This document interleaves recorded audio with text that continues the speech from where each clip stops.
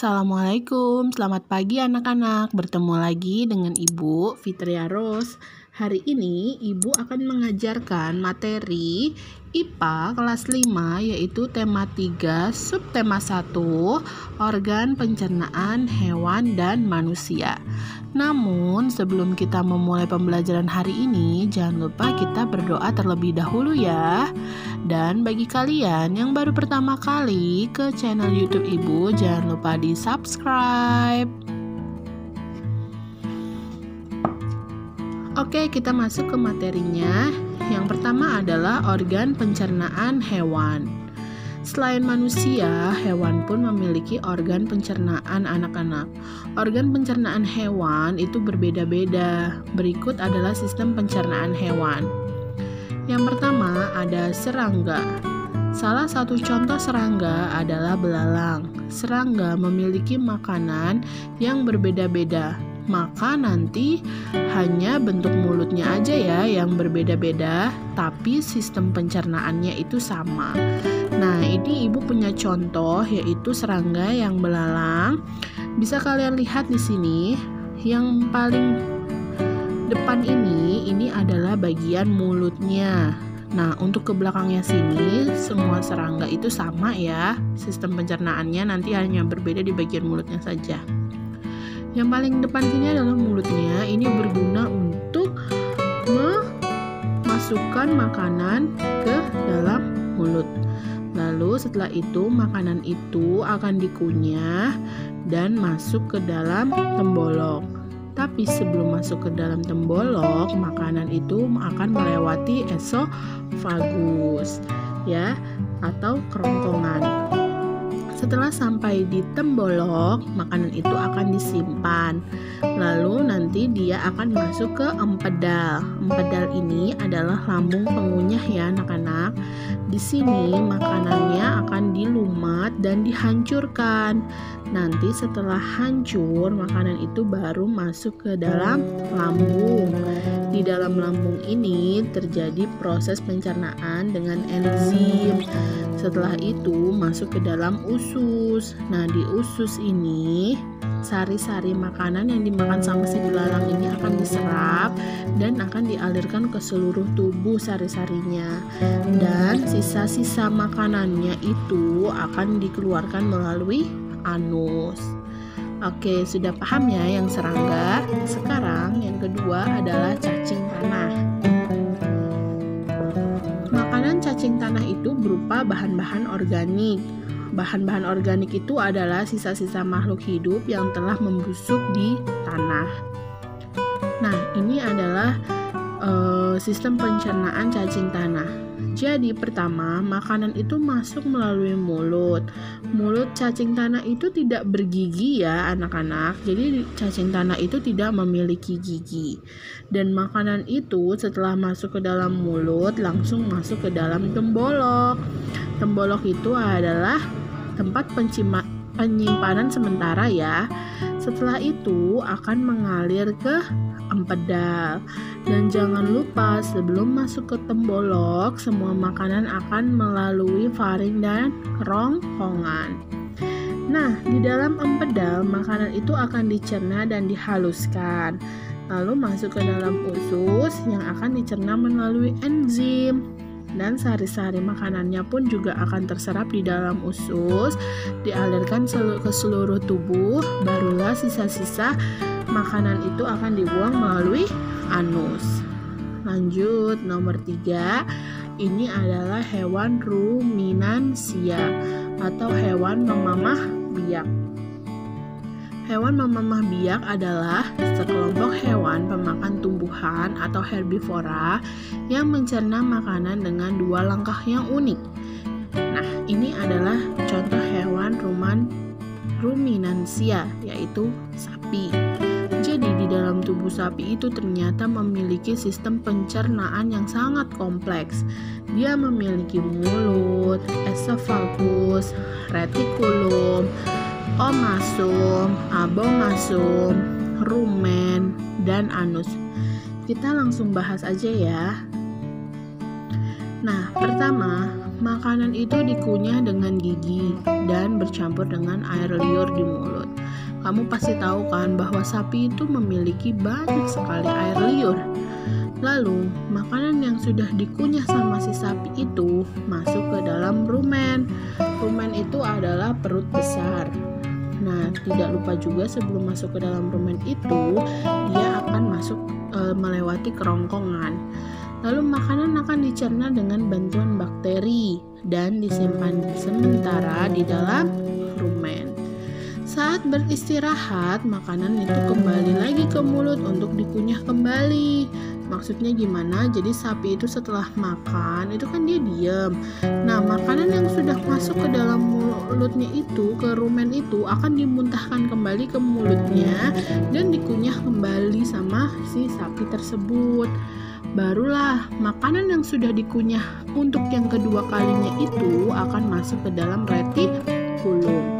Retikulum adalah perut jala untuk mengalami proses fermentasi atau penguraian oleh bakteri dan penyaringan benda-benda asing. Jadi si sapi ini kan makanannya itu adalah rumput atau tumbuh-tumbuhan. Jika nanti di dalam rumput atau di dalam tumbuhan itu ada batu atau ada kerikil, nah pada proses inilah benda-benda asing itu akan disingkirkan. Lalu setelah makanan itu sudah masuk ke dalam tahap penguraian, barulah masuk ke dalam omasum. Omasum adalah perut kitab untuk dicerna dan dihaluskan dengan bantuan enzim. Setelah itu, makanan akan masuk ke dalam abomasum. Abomasum adalah perut masam untuk kembali dicerna oleh enzim dan mematikan bakteri jahat. Serta disinilah tempat penyerapan sari-sari makanan pada usus halus. Nah, sisa pencernaan itu kemudian dibuang melalui anus. Nih, jadi kesimpulannya adalah yang pertama, sapi itu makan melalui mulut dan air liur untuk mengunyah. Lalu hasil kunyahannya itu disimpan pada rumen. Setelah disimpan pada rumen, lalu dikunyah kembali.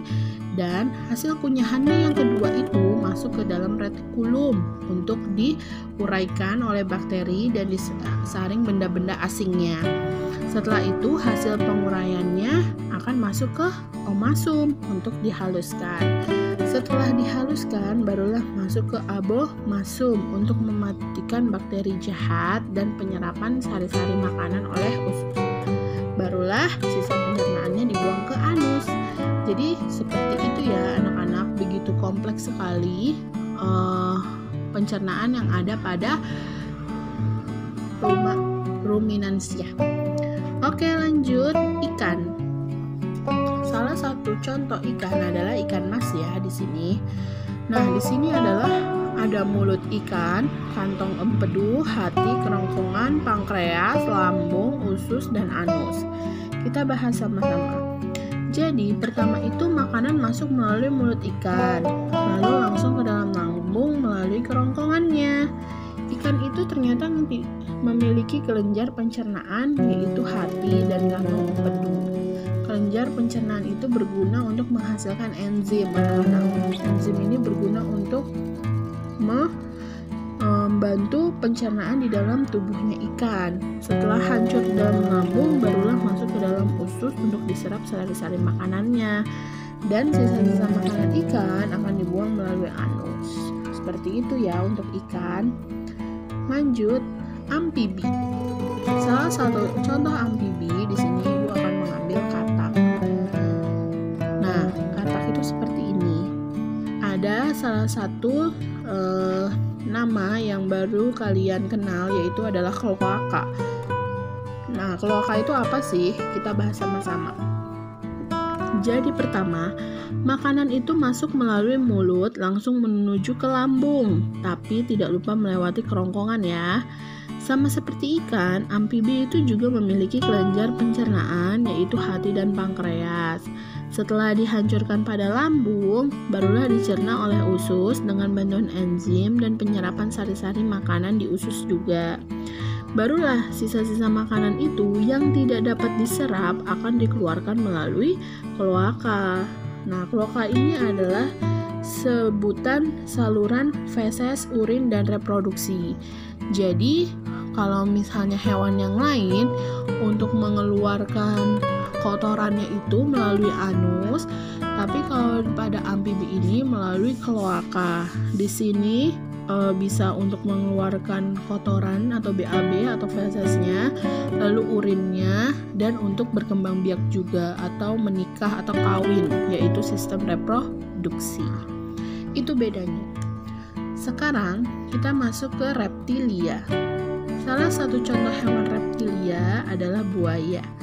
Nah, kalian bisa lihat di sini, sama seperti amfibi, buaya itu juga memiliki kloaka. Jadi awalnya makanan itu masuk melalui mulut buaya, langsung menuju lambung, melewati kerongkongan ya. Nah, lalu sama juga seperti ikan, amfibi itu memiliki kelenjar pencernaan, yaitu hati dan pankreas. Setelah dihancurkan pada lambung, barulah dicerna oleh usus dengan bantuan enzim dan diseraplah sari-sari makanannya. Setelah makanan itu tidak dapat diserap lagi, dia akan dikeluarkan melalui kloaka.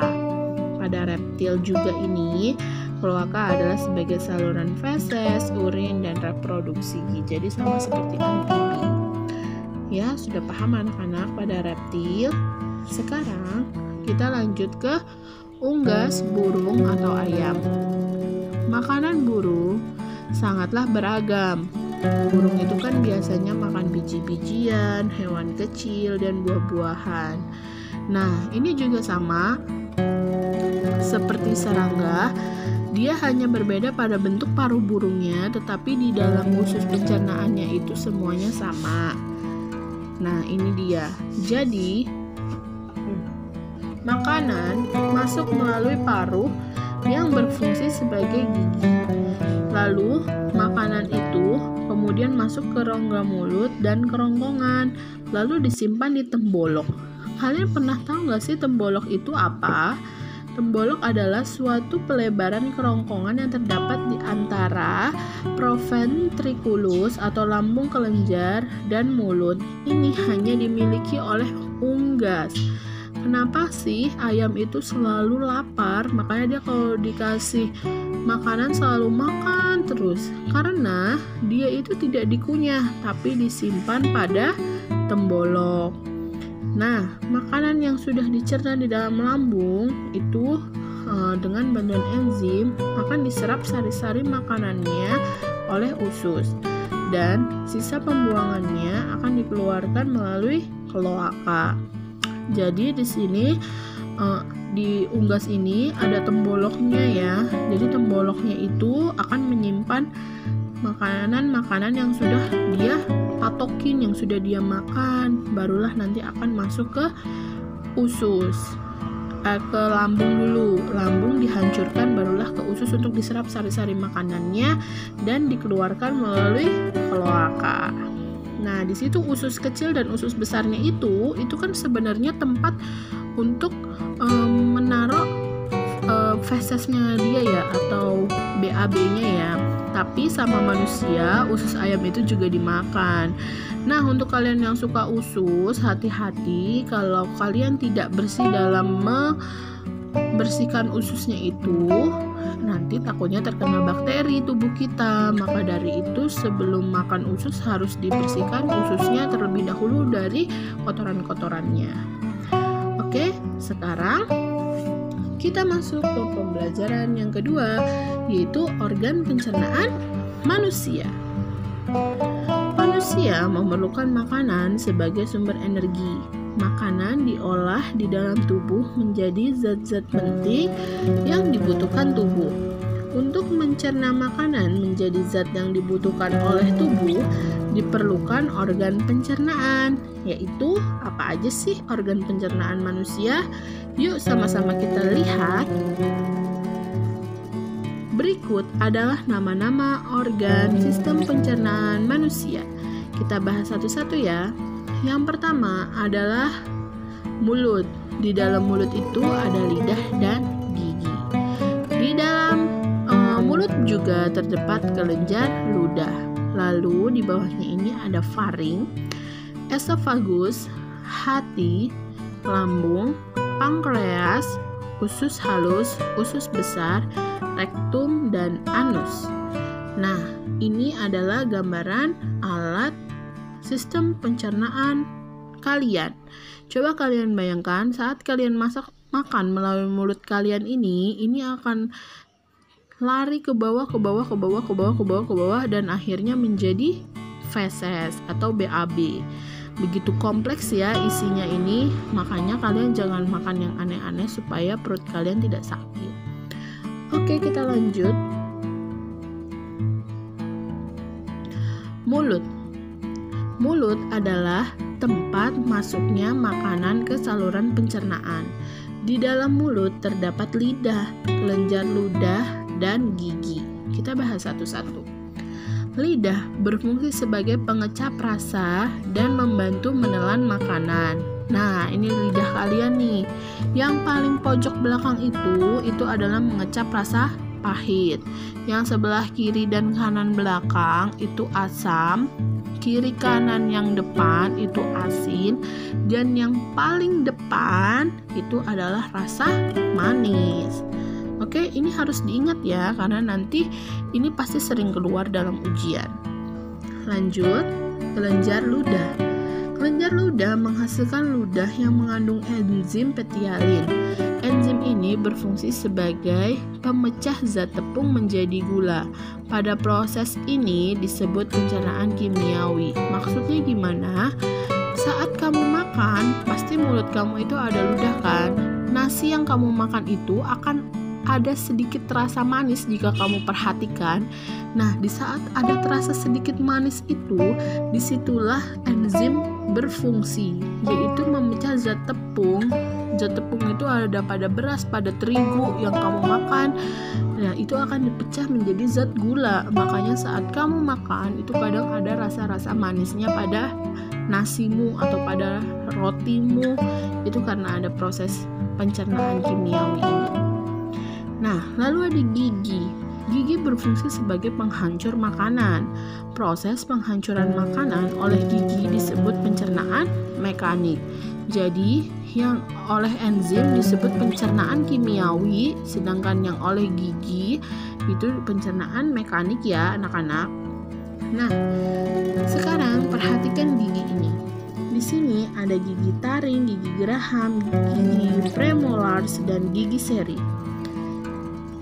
Gigi taring jumlahnya ada 4. Fungsinya untuk merobek makanan kalian.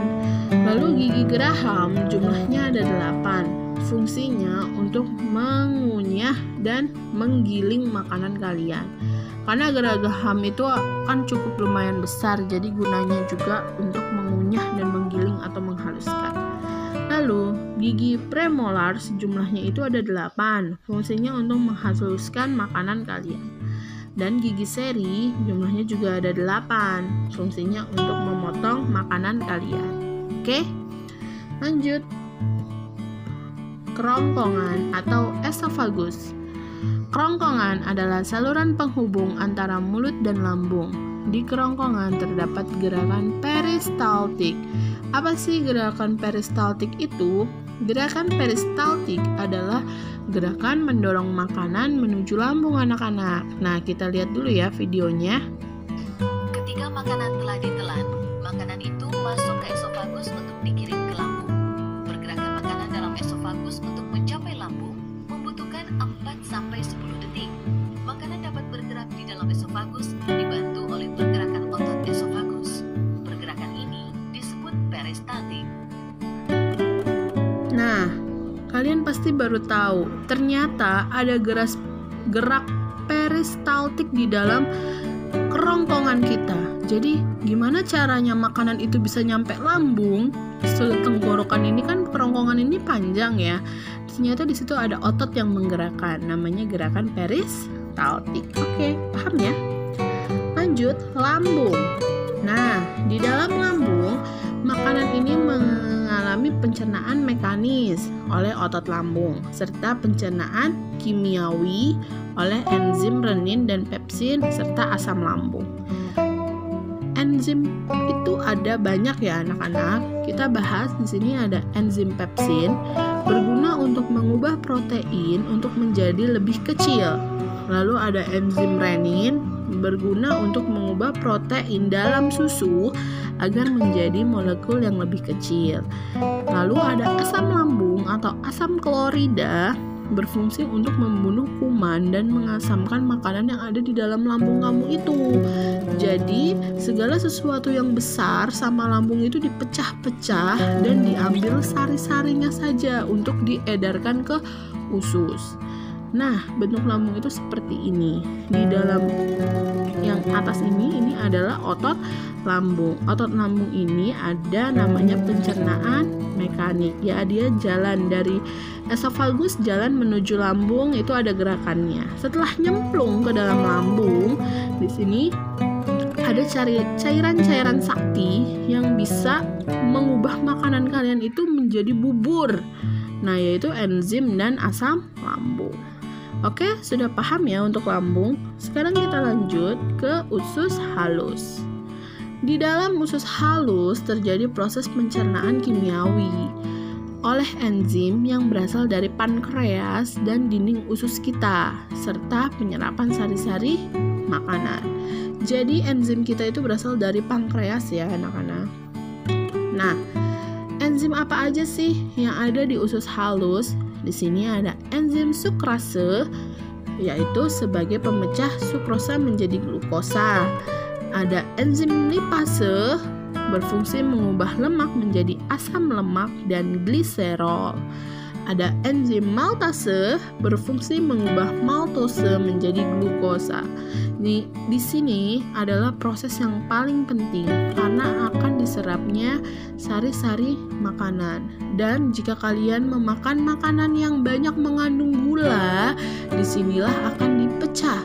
Misalnya nih, kalian minum soda. Nah, proses pemecahan sukrosa itu kan gulanya sangat tinggi sekali ya kalau ada di minuman soda, itu akan dipecah pada usus halus ini. Jika usus halus kalian itu mengalami penipisan karena lama-lama minum soda, itu kan berbahaya, akan menipiskan kulit lambung dan kulit usus, maka enzim-enzim ini pun juga nggak akan bisa bekerja. Nah, kalau enzim-enzim ini sudah tidak bisa bekerja, mungkin nggak sih kalau lambung kamu itu akan mengalami kebocoran, bolong, atau apa kayak gitu. Makanya jangan sering-sering minum yang bersoda. Oke, lanjut. Bentuk usus halus itu seperti ini. Kamu tahu nggak sih, usus halus itu memiliki panjang 7 meter loh anak-anak. Terdiri dari apa? Terdiri dari duodenum, yaitu 25 cm. Duodenum itu yang atas. Lalu jejunum itu yang tengah ini panjangnya 1-2 meter. Dan yang paling bawah itu adalah ileum, panjangnya itu 1-4 meter. Wow, kalian bisa bayangkan ada usus sepanjang 7 meter di dalam perut kalian. Lanjut, di dalam usus itu juga ada yang namanya jonjot. Apa sih jonjot? Jonjot usus itu adalah fungsinya untuk memperluas daerah penyerapan sari-sari makanan. Jadi dia diperas, seperti memeras, diperas kayak gitu. Makanya bentuknya seperti ini nih. Dia seperti jonjot-jonjot gitu, seperti yang untuk memeras susu sapi gitu kan ya. Jadi ini gunanya untuk memeras sari-sari makanan ya. Itu hanya ada di usus halus. Sekarang kalau kalian sudah paham tentang usus halus, kita lanjut ke usus besar. Usus besar itu adalah untuk apa sih? Jadi sisa pencernaan atau ampas yang tidak tercerna akan masuk ke dalam usus besar. Di dalam usus besar ini, ampas akan mengalami pembusukan oleh bakteria Escherichia coli atau E. coli. Pada usus besar ini juga selain ada pembusukan, terjadi penyerapan air dan sisa-sisa makanan. Nah, kalau kamu belum tahu bakteri Escherichia coli atau E. coli itu kayak gimana sih? Nah, ini adalah bakterinya. ini biasanya ada pada Yakult. Kenapa? Karena bakteri ini adalah bakteri baik yang memang harus ada pada tubuh kita. Kalau dia tidak ada, maka makanan itu tidak akan bisa busuk di dalam usus kita. Kalau makanan itu tidak bisa busuk, tidak akan bisa keluar feses. Seperti itu. Dan usus besar itu bentuknya seperti ini. Dia ada di luar usus halus. Jadi usus halus itu terlindungi oleh usus besar. Nah, usus besar ini ada yang namanya kan kolon ya, usus besar itu. Jadi ada yang kolon naik. Nih naik, dia naik ke atas, lalu kolon mendatar dan kolon menurun. Jadi dia ada 3 bagian. Jadi setelah masuk dari usus halus, dia akan masuk ke kolon naik. Ya, setelah masuk ke kolon naik akan masuk ke kolon mendatar, baru dia ke kolon menurun. Barulah nanti ke sini di bagian rektum dan anus. Paham ya anak-anak? Nah, berapa sih panjangnya usus besar kalian? Panjangnya usus besar kalian itu adalah 1,2 sampai 1,5 meter. Wah, ini nggak terlalu panjang sih, nggak terlalu sepanjang usus halus kalian. Tapi karena di sini terjadi penyerapan air, nah kalau kalian usus kalian banyak sekali menyerap air, maka feses kalian itu nanti akan encer atau yang disebut dengan mencret. Tapi saat usus kalian itu menyerap airnya tidak begitu banyak, nanti malah kalian akan mengalami yang namanya sembelit atau susah BAB. Jadinya kalau bisa biasa-biasa saja diserap airnya di sini, tidak terlalu kebanyakan juga, tidak terlalu kekurangan juga. Oke? Nah, yang keenam adalah rektum dan anus. Rektum itu adalah alat pencernaan sebelum anus. Biasanya rektum ini kan kosong karena kotoran atau ampasnya ini disimpan di atas rektumnya. Jadi jika kotoran itu udah masuk ke dalam rektumnya, kamu akan muncul tuh keinginan mules-mules atau ingin buang air besar. Nah, kalau kamu pernah merasakan mules atau ingin buang air besar, berarti kotoran kamu itu sudah masuk ke dalam rektum. Nah, kalau itu sudah terjadi, harus kamu keluarkan. Nah, nanti kamu mengeluarkannya itu adalah melewati anus. Nih, jadi sebelumnya kotoran kamu itu tuh disimpan di atas rektum ini. Setelah udah turun ke dalam rektum, kamu akan mules. Setelah itu kamu akan BAB-kan, akan keluar dari bolongan ini. Ini namanya anus. Nah, selesai deh materi kita hari ini anak-anak. Ada tugas ya setelah kamu mendengarkan pembelajaran hari ini yang begitu menyenangkan. Kalian ibu beri tugas. Yang pertama adalah apa yang kalian ketahui tentang tembolok pada organ pencernaan hewan. Kalian jelaskan ya tembolok itu gunanya untuk apa sih. Lalu apa yang kalian ketahui tentang kloaka pada organ pencernaan hewan? Kalian jelaskan ya, kloaka itu apa sih? Ya. Lanjut, yang ketiga, tuliskan secara singkat bagaimana sih proses pencernaan pada hewan memamah biak atau ruminansia. Tadi sudah ibu jelaskan ya, kalian boleh tulis kesimpulannya pada soal nomor 3 ini. Nah, jangan lupa kerjakan pada buku tulis dan kirim ke classroom. Ibu tunggu ya. Lalu, tugas yang satu lagi, kamu tuliskan nama organ-organ sistem pencernaan manusia di bawah ini beserta fungsinya. Tadi kan udah ibu jelasin tuh dari mulai yang atas sampai yang bawah. Nah, itu ada 6. Silahkan kamu tulis nama organnya dan fungsi-fungsinya. Oke, anak-anak? Nah, terima kasih ya sudah menonton channel YouTube Ibu ini dalam pembelajaran IPA hari ini.